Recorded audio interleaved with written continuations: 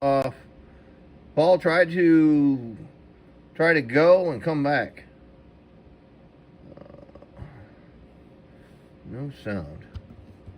I hate to redo this video. I'm 10 minutes into it.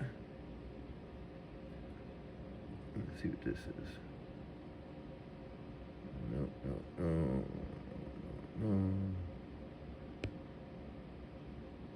Guidelines. I'm not sure, Paul. You might need to go out and come back in.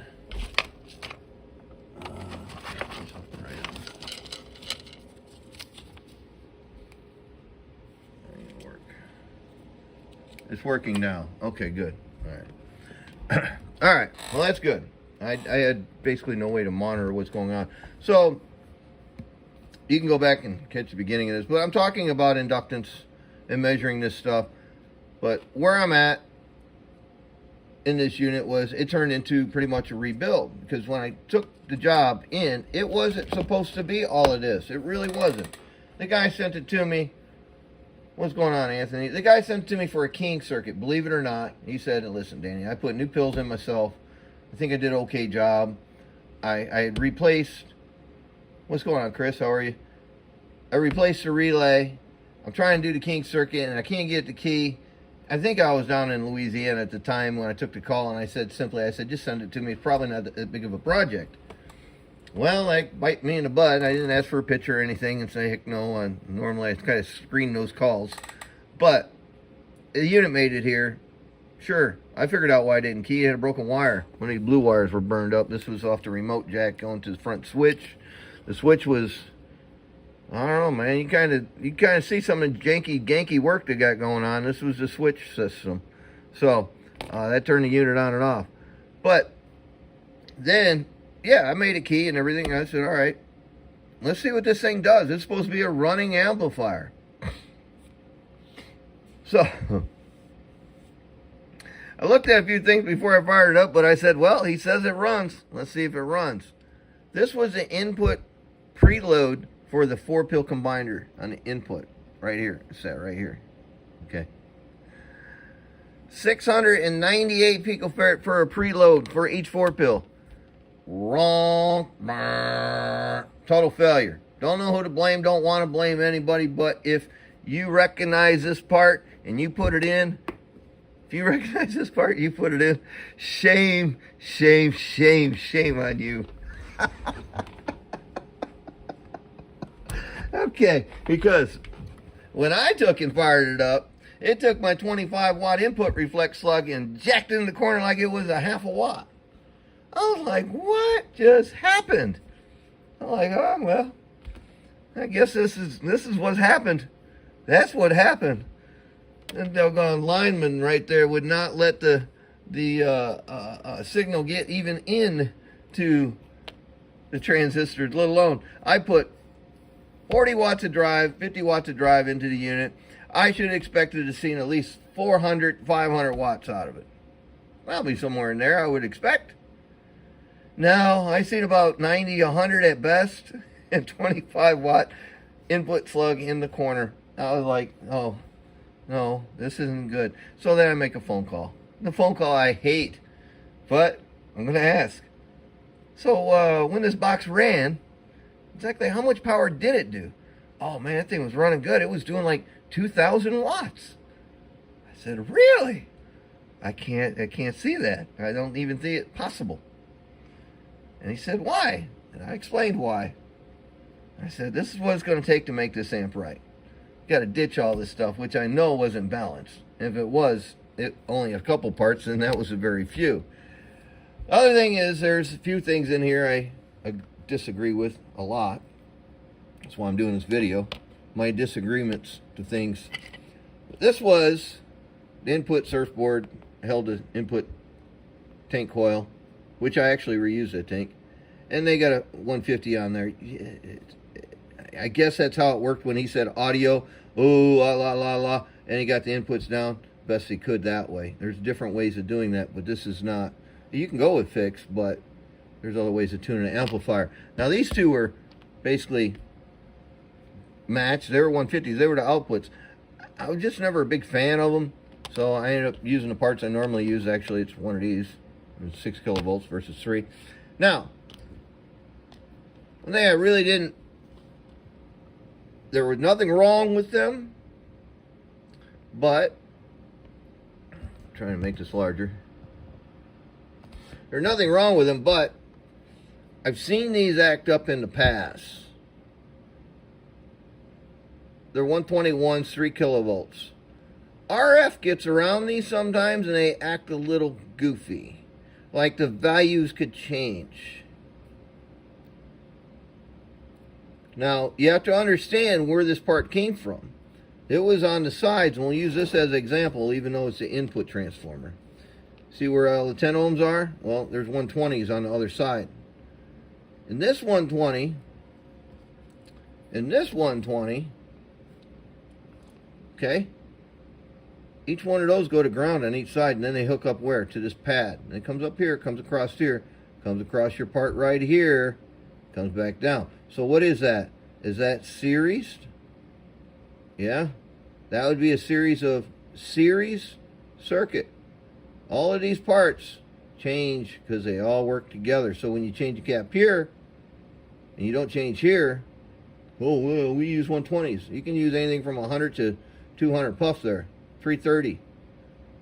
All depends on what you have up there. And it all depends on what frequency you're trying to get this stuff tuned up for. But yes, 120s are pretty common.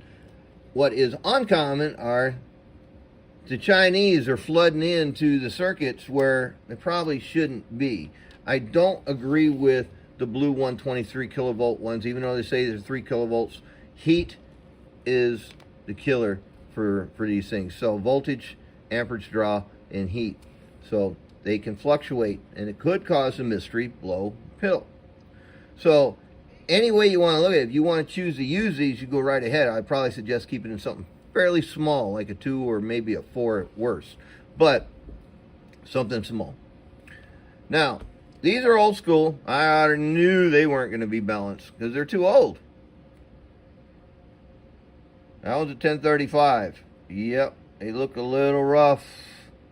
Well, hey, they still valued. That was 1035. This is a 1035. There's two that match. What's this one?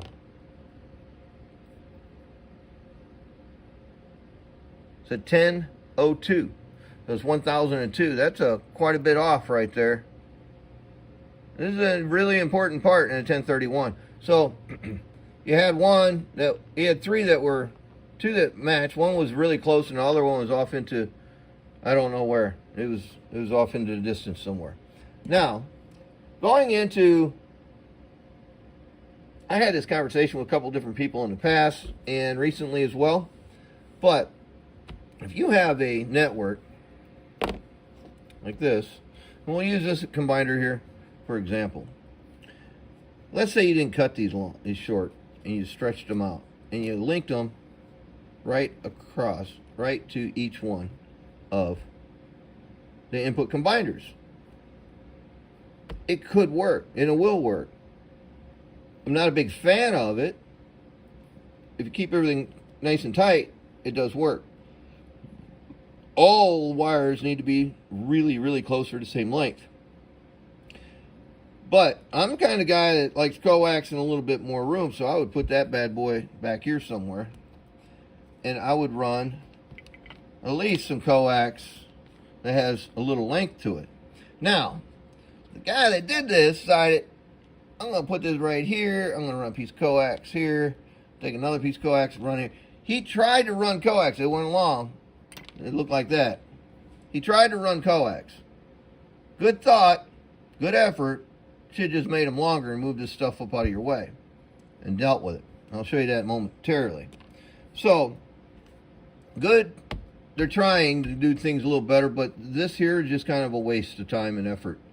You should just went with straight wire if this were the case, because there's really no properties of anything being protected at that point.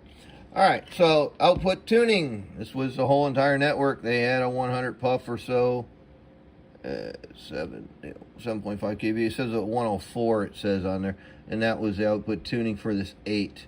Now, was it right or was it wrong? This is exactly the tank coil was, the network.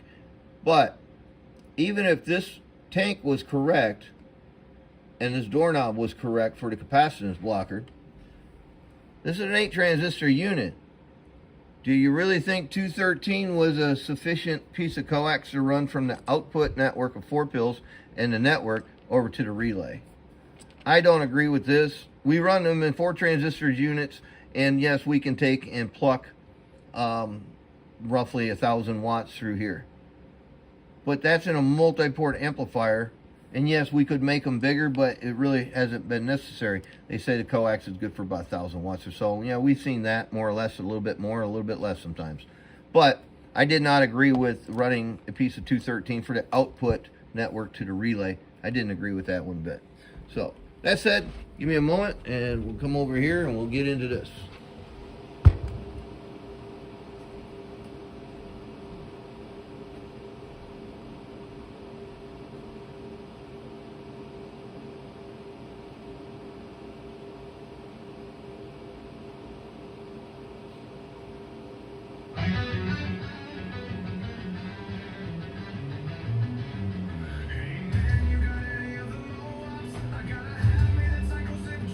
Alright, here we go.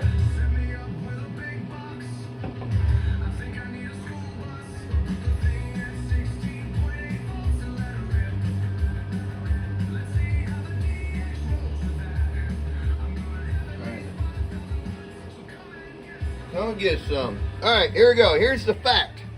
The fact is this thing was a bloody mess. The fact of it is now, it's not. There are still a few things I have to yet undo, but it wasn't supposed to go this far. It really wasn't, guys. That's the truth. But just let's take this for example. This is where they decided to put the remote jack, and this was one wire, then went to another wire, went to a group of wires with black tape. Not a good install. Yeah, not good at all there. All right, so out of these 4 fans, 3 of them lived, 1 did not. So I have to replace the 1 fan, but 3's running for now, and I'll deal with that later. Other thing is, they had no ferrite on their B plus coming in. None at all. They had 103s on here, but they didn't have any 104s. None. So I added all the 104s in here. Now they have the Super Duty competition version electrolytic capacitor. Woo doggy. 4700. You got 5 of them. It don't help you guys. They're there. I didn't take them out. They still got a little itty bitty spark and arc, but this really is not helping much. There's no substance to it. They'll last for a little while, and they'll maybe act like they're going to help you for a little while. But unless you have a, I'm not going to do it to it. If you're going to take and put a capacitor in something, put something in there with a little value. I know you all saw those inside my amplifiers before. Sunk through the board. Sure enough. It's not really exactly something that gotta have. Moving forward, did all the 0.1s, added ferrite here. They had 1 of these going this way, 1 of these going this way, and they just kind of put them just to fill the room. That's all they did. All right, now, still on the B plus, pretty long bus. All your current's getting drawn down at this end. You're feeding it over here. That left all that little 2-ounce copper and that little bit of solder that you had on there to take and wait for it just to burn in half like a fuse. Then you would have a stage that's not running, or 2 stages that's not running, or 3, or whatever, okay? I sank a bus all the way down in the middle. Copper, solid copper. I'm thinking 14 gauge. Set it in there. Forget it. Looks great. Now you have a good bus, so it really don't matter where the wire main coming in is. Sure, it's always better to put it in the middle. Either way. Alright. You can see where the combiners used to sit. Had 1 here and 1 over there. Right there. Very white. What's happening? What's happening? So obviously, I changed everything in this thing. But there's some things I couldn't change, and I really couldn't wrap my head around it, because this is like a hybrid cabinet that was built a long time ago. Don't even know where it came from, but it's got the checkerboard fan kit on it, like the Dave May did, but it's a U-shaped cabinet. We already know that Dave May didn't make U-shaped cabinets back then like that. The other thing is, to my surprise, where the SOs were extremely high. That caused issues or not, but they were high. They did not have a bus coming down to the board ground. They just used a chassis. In fact, there's a little guy right here was the bypass tune, came across here, and they tied it in up here. They had the jacket on here. I had taken off all of that wire. So if you take the length of each one of these wires, they're about 2 inches or so, with the reed about 2.5, because the reed's all part of it, right? So you take, let's just call it 2 inches, just to take and keep this easy. So you got 2 inches, there's 4 inches, there's 5, there's about an inch, if that was all hooked up down here to the factory system and the relay. But I cut the wires and used it this way. So I'm using 2, 4, about 5 inches of open, no VOP, open circuit, bypass circuit, right? That's what this is. If you take in, leave that jacket on there, add wire from wherever it be, I think it'd be here, there, wherever, let's see, it'd be down here, and it go all the way up, and all the way up to the side. Now you have to take that, add already 2, 4, 5 inches, then add another, let's see, 5, 6, 7, 8, 9, 10, 11, 12, 13 inches long. Now it's open. Yeah, you can trick it with a cap, but why would you want to do all that? That's a loss. That is absolute loss. This is direct feed. This is a loss. This isn't direct feed to 2 transistors. It's going through here to here, drawing amperage, because these are drawing amperage, taking and sending the voltage through each one of these tubes to feed the transistor for the voltage. That's what that does. Oh, well, let's see, many years ago, decade ago, I said I'm going to go direct feed from here and go right to my bus. Now I have 2 different jobs. This RF transformer does its job, and my B plus does its job. Did I invent that? Hell to the no. Motorola had it a long time ago. I think Stampcom Digital Sport had a version of that inside one of their little tiny amplifiers. It's just my version of how I did things. But this was set up this way, and it's fine. It still works. Do you have 2 heat signatures now? Not really. This don't get as hot as if it had its own job, and so this is actually doing 2 jobs. And just goes to show you, I reused the output transformers, and this is how brutal some of these guys were, man. Just taking and just not understanding. I mean, you start ripping foil off of transformers, that's pretty bad. But they still work. I was able to take and make everything work in here. So, taking and going on and moving forward, I thought I was going to do something special and say, oh, I'm going to take the combiner that had it here, and I'm going to move it back here. Wrong. I was dead in the wrong. It worked. The amplifier ran like a mother hubbard. Sure did. But, there's the big but now. Got a little driver here, a little 454. Fat Boy did it. Went to Walmart and said, hey, Tony, what's up? He says, nothing. What do you need? I said, I need an amplifier from you. He goes, really? You know, he's chuckling. He goes, what are you looking for? I said, something simple. 2 454s. 10-ohms high, low, don't matter. What's going on, Mike? So he's like, yeah, I got one. They call him a 300 plus. This is a budget amp, and it works great. So, I got this amp. I've been running my Texas Star on there because that's comparable to it, for the most part. And I had keyed up, and the amplifier was off, power was plugged in, and lo and behold, My amp meter jumped up and said 86 amps, 87 amps, on key, I got no receive, and here comes a Martian. I said, shit, unplug. This happens. Truly did. I ain't telling no lie. I'm not even ashamed of it. In this day and age and how things are and how things, you see guys do this stuff all the time. They get away with it. But did they get away with it? If you run your driver all the time into your big box all the time and it's always on, you'll never know that. But if your box is off and you're running your driver and all of a sudden you ain't gotten a receive and the Martians took over your freaking receiver, it sounds like it's off into Twilight Zone going woo, making all kinds of weird noises. Guess what? Your amplifier is smoking red hot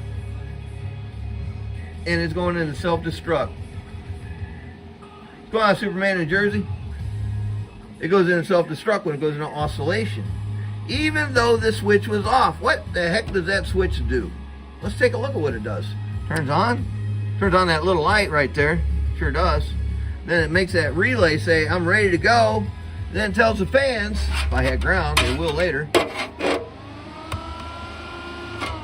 Love that. Okay. That's what that switch does. It tells those fans turn on, tells that relay to go, and turns on this little light, says, hey, it's working. That's all that switch does. So, if you have your vehicle in your car plugged in, and you're not using it for a long time, probably should go out there and unplug it. Why do I say that? It's because these transistors are seeing voltage all the time because you have a constant bus. You have that plugged into a battery, it's a constant bus. And you have constant voltage coming into your bus and feeding these transistors. These transistors are ready to go at a moment's notice. All you have to do is hit that switch and go out and clunk it down. That's it. That's what that switch does. Don't do anything else. And then if your stuff does go in oscillation, shutting that off is not going to help. It has nothing to do with that relay. And that's the other thing. If that relay, if you have an oscillation, it's not to say that your relay is bad. See, and there was another tattletale in here that I checked it out, but it would be very hard for me to show you it right now. But the contact of the lower relay on the output side, see how nice and bronzy that is and brass looking? That's healthy. The other side is gunmetal purple. Let's see if I can get in here and see this.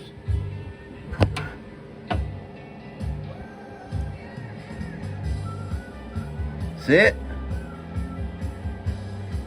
See, it's black, purple. Yeah. So, why to do that? Not sure. Maybe because it was oscillating or something? Something hung up. It had to hang up.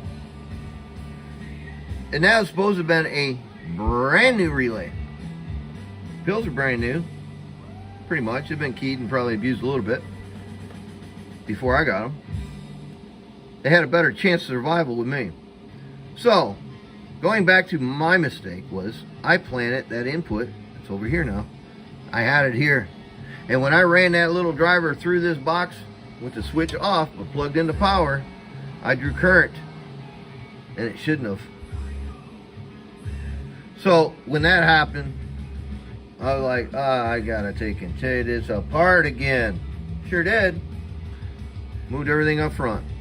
I had a tuner bar in here. I didn't really have the room for it, so I went and did fixed. I didn't do fixed in a long time, but I did fixed on this one just to save a little space. But other than that, name here. It says name here. Who is that? Name here. What's up? Name here. That's a good YouTube name. Name here. Alright. In the meantime, we're going to take and fire this little thing up. It seems to be running really well. Psycho Zip. All these songs that you're playing, I wrote them. I did the AI music thing, and I don't have to worry about Facebook or YouTube saying, oh, it's not my stuff.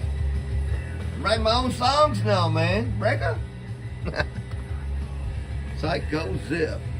Alright, well this is not a Psycho Zip. This is a Fat Boy. I think he calls it his 300 plus. So here's what we're going to do. We're going to turn this little guy on. We're going to put it on the low side. And let's just take a look at the slugs real quick. Looking at a 250 watt slug for input drive and a 25 watt input reflection. Everything is going to be ran for now on this power supply. So the driver, I kind of cheated a little bit. I just tagged it right on top of my LCs. This is a quick test. Amp runs, pulls somewhere, I don't know, maybe around 20 amps or so.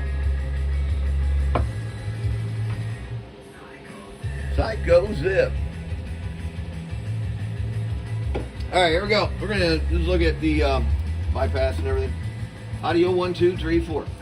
Alright. Here's what it's doing on the low side. 250 watt scale. Each line is 5 watts. What's going on, Doug? Audio, 1, 2, 1, 2. About 70 watts on the low side. Now, to give you a little idea, turn this around to show you what my radio is doing going through all of this mess. Here's my radio. Audio, radio, 1, 2, 1, 2. We know that's 10 watt radio. It's stuff going on in the coaxes and going from A to B. Turn this back on. Let's go back to where we were. Low side. Look at my drive. Audio. 75 watts. Let's see what it says over here in RMS 5 kilowatt. Audio. 150. What am I looking at wrong? 250. Nah, ain't 150. Can't be. Audio 1, 2, 3, 4, 5, 100. All right, let's look at the tweaker. Okay, all good. All right. Now, while we have that on the low side, let's turn it to the high side. Just take a look. Audio. Show me about 125 there. This is showing me a little bit more too over here. Audio. Let's look at the 2500 up here. Each line's 50. 50 audio. 150 or so. 5 kilowatt. Each line's 100. Audio. Pretty close. Everything's jiving. Let's see the Pika tweakers. Pika. 400. All right. That's a good little driver. It really is. Kind of like that. Seems to run good. All right. Let's turn this on. I'm going to go ahead and put the fan kit on it. All 3 of them. Yeah. All right. Put that over on the low side. Now I have the little 454 amp on the low side. I am going to take a set of dead key.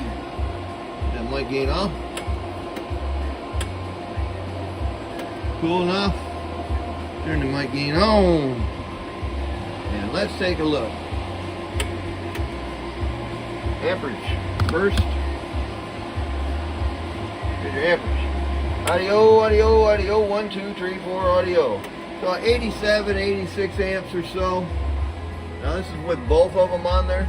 The 14.9. Audio. So there's 2 different clamps, but they're both close. Audio. So that's 87 there, and I'm 100. Audio 1, 2, 3, 4, 5, 100 with both of the units tied in here. All right. Now, let's take a look at my input reflection. 1, 2, 3, 4, 5, 6, 7, 8, 9, 10 audio. Hovering a little below 2 watts. With a 2500 watt scale, 50 watts a line. Audio low side. Now I'm on the low side. Audio 750. Audio 750. Let's go down here and look at the 5 kilowatt RMS. Audio 1, 2, 1, 2. Show me closer to 8 there. Let's look at the 5 kilowatt RMS digital. Audio. Good 800. All right, Pika tweaker time. Pika tweaker time. Pika tweaker. Remember, I'm still on the low side. 1, 2, 3, 4, 5, 6, 7. 1800 low side. Let's look at this 5 kilowatt. 1, 2, 3, 4 audio. 1, 2, 3, 4 audio. 1, 2, 3. Oh, that was 5 kilowatts. That's 15, 16 audio. 100, 1600. So I'd say it's fairly happy, and that's on the low side. Low side. So we can take and key this up real quick. Amplifiers 92. Alright, go ahead and turn up that carrier. Back the carrier down, turn up the high side. Okay, look at the amperage now.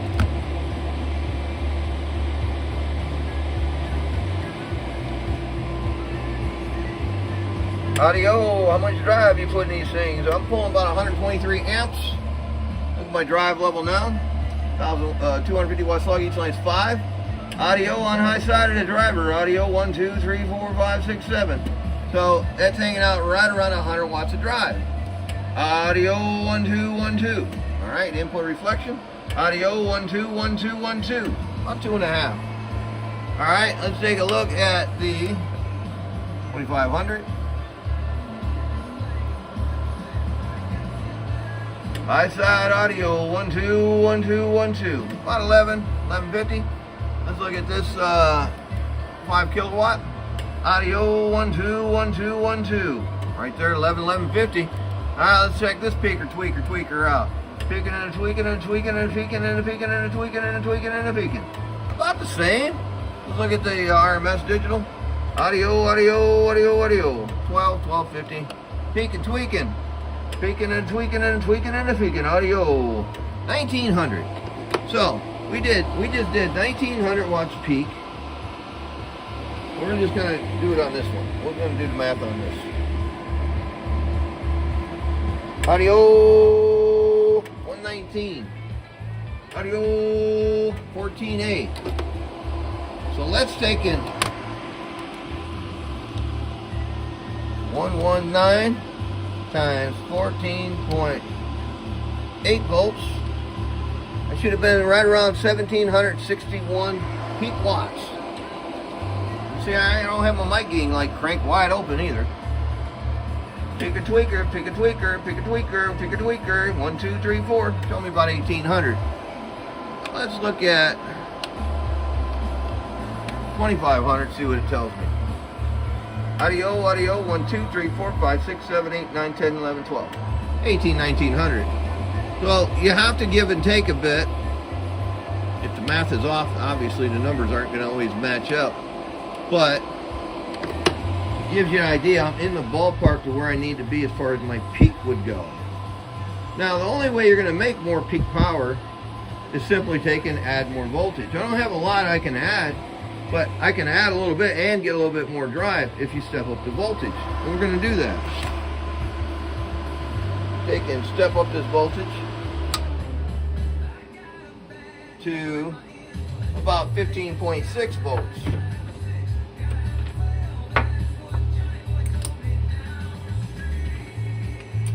Okay. Now both pieces of equipment are on the same voltage again, and it'll be fine. These little boxes, they can handle the volts as long as your system is correct.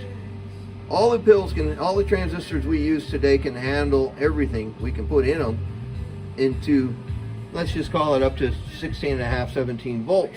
You're not going to have problems. Now, when we're off in the shootout land and we're shooting for a competition, we're 10 seconds and everything is driven to the limit. The voltage is way past the limits where they suggest. The boxes still hold together and they'll hold fine. But if you're talking DX, you have to remember you got to give your stuff time to cool down, and then you can continue to talk. But if you continue to take and drive and drive and drive and talk and talk and talk, if you look at these transistors, how nice and neat it looks. There's no brown circle going around it. That's the glue mark. And when they get too hot, that glue starts telling you that it's gotten too hot. It'll turn a caramel color and then it turns to a chocolate color, like coffee chocolate cover, just a real deep brown. And the transistor tops will pop right off probably if you touch it with your finger. So you got to keep that in mind. You got to give yourself time to cool down as you're talking DX. Now, we're going to just light this thing up. We're going to stay right where we are on the high side. Let's look at the amperage real quick. Audio audio, audio, audio. 129. Alright, the voltage. Now, here now, take that back. Here's your voltage. Audio, audio, audio, 15.6. Audio, audio, audio, audio, audio, 129. Let's see what we should hit. 15.6. 129. I should hit somewhere right around 2012 watts. So looking for right around 2000 watts. I'm not touching mic gains or anything. Let's see if we can hit our number. Yeah, we hit the number 1, 2, 3, 4, 5. 1, 2, 3, 4, 5. Audio 1, 2, 3. Audio 1, 2, 3, 4, 5. All right, let's look at that digital. Let's look at the analog. Audio 1, 2, 1, 2, 1, 2, 3, 4, 5. 1, 2, 1, 2, 1, 2. Audio. I think I'm in the right neighborhood. Sometimes the peak meter is a little bit too sensitive, I think. It's nice to look at. I'll give it that. It's for a quick look. But if you're, I still go to my analogs when I start pulling numbers. I go to my analogs every time because I know I can trust them. Audio 1, 2, 1, 2, 1, 2, 1, 2, 1, 2, 1, 2, 1, 2, 1, 2. It's just a, we'll go to the 2500 and see if it makes any difference. 1, 2, 1, 2, 1, 2, 1, 2, 1, 2, 1, 2, 1, 2, 1, 2.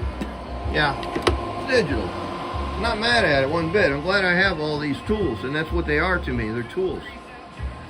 They help me design what I got going on. So it tells me my math is saying that this box is running super efficient, like into the high 90s, really high 90s % efficient. That's pretty decent. I'm not mad that I had to go back and do a little bit extra work to take and make sure this thing was 100%, but that's one of the tests that I just didn't do at 3 o'clock this morning. Yeah, I got it running, this and that. And then I went to start playing with it today, and I'm like, oh man, I got to do all this traveling and move this over here and over to there today. I got it done. It's taken care of. Speaking of taken care of, hey Molly, where you be? Molly Moo. Hey Molly. Molly Moo. Molly. Man, she must be really tired. Here she comes. Look like you're a little sore. You're walking like Fred Sanford. What's happening? You don't know? You just wake up from a nap? Oh, you got big teeth. What you doing? Huh? You gonna wave to everybody? Molly. What's up? You gonna wave? Molly, that's a good girl. You're waving. Say, what's going on? What's going on, YouTube? What's going on, Facebook? Yes? So, does anybody have any questions? I'm more than happy to try to answer them for you. If you want to try to type them in here, I'll get my glasses on and read the text a little bit. 6-shooter, what's happening? Name here. Right on the money, I would be happy too. Yeah, there you go, thanks. Name here. What else we got here? Johnny Boy down the street. Sorry, listening to the music lyrics in the background. I just, man, you know, I had to do something. But I really appreciate that app. That's a good one, dude. I like it. 1, 2, 3 South Jersey. Going strong.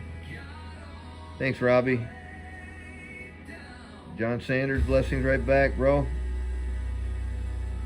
James Gold, #1 cheerleader right there, man. Don't even take that as an insult.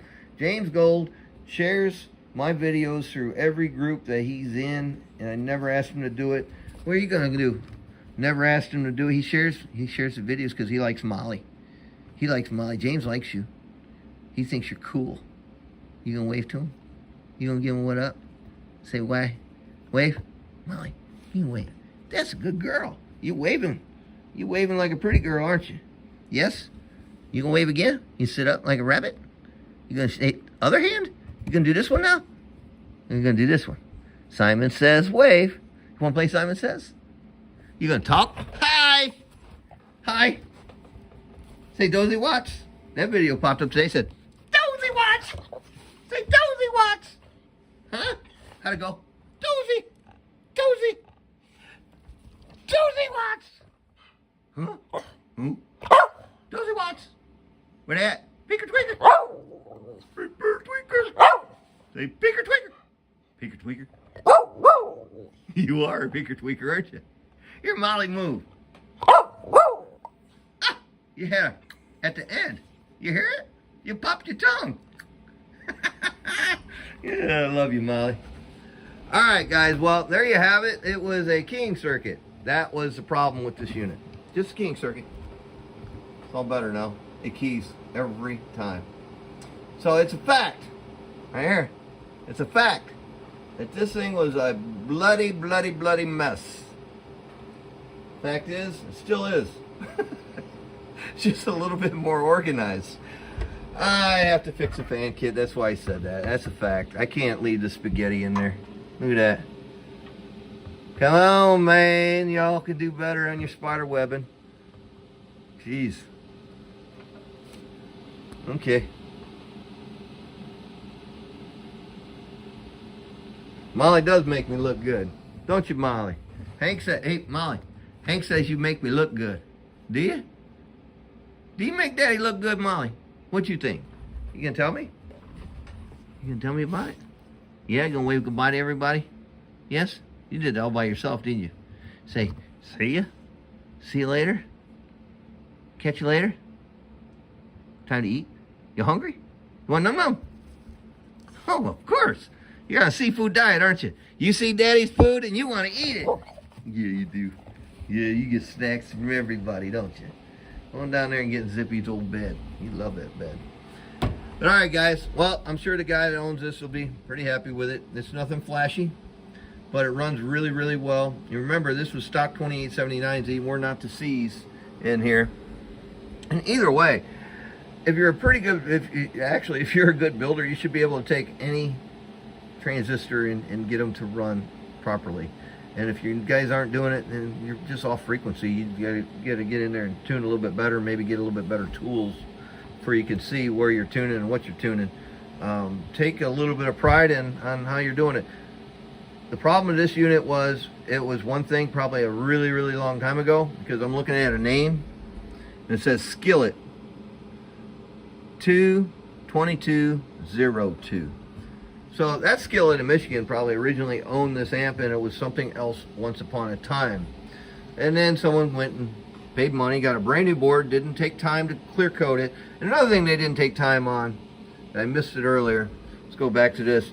I installed a blocker here to block this whole cavity off. It was open, so all this fan wasn't even being efficiently used. Now the air has to come in and come across the heatsink to come out of here. This was there. They should have used this up front and left that open. It wouldn't have made no difference at that point, but they blocked it off back here. They simply sticky taped that on there. And they probably could have used that nice piece of clad up front, right here. I actually installed it after the amplifier was together. Let's take a measurement. I'll cut a piece of clad, solder it in.